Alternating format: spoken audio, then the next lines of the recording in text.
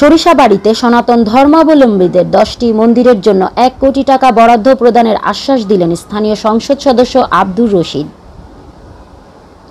জামালপুর জেলার সরিষাবাড়ী উপজেলার সনাতন ধর্মাবলম্বীদের সাথে উন্নয়ন পরিকল্পনা নিয়ে হিন্দু সম্প্রদায়ের সাথে স্থানীয় সদস্যের মতবিনিময় সভা অনুষ্ঠিত হয়েছে।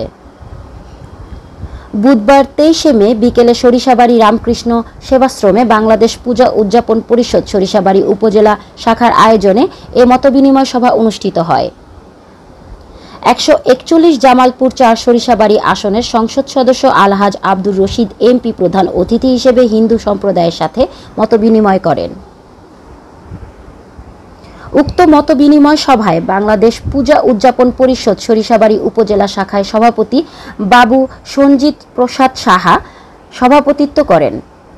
এতে অতিথি হিসেবে বাংলাদেশ পূজা উদযাপন পরিষদ সরিষাবাড়ী উপজেলা শাখার সহসভাপতি মহাদেব সাহা, সাধারণ সম্পাদক দীপক সাহা, সদস্য নিখিল চন্দ্র পাল, রামকৃষ্ণ সেবাশ্রমের সভাপতি পলাশ কৃষ্ণ লাল, সাধারণ সম্পাদক সুব্রত বর্ধন, পৌর পূজা উদযাপন কমিটির সভাপতি সুমন সাহা সহ সাধারণ সম্পাদক সমরেশ রায়রনি সহ বিভিন্ন পূজা উদযাপন কমিটির সভাপতি, সম্পাদক ও সদস্যবৃন্দ উপস্থিত ছিলেন। মতবিনিময় সভায় হিন্দু কল্যাণ ট্রাস্ট তহবিল হতে 10টি মন্দিরের জন্য 1 কোটি টাকা বরাদ্দ প্রদানের আশ্বাস প্রদান করেন স্থানীয় সংসদ সদস্য আলহাজ আব্দুর রশিদ। মতবিনিময় সভাটি পরিচালনা করেন বাংলাদেশ পূজা উদযাপন পরিষদ জামালপুর জেলা শাখার যুগ্ম সম্পাদক মন্টুলাল তেওয়ারি।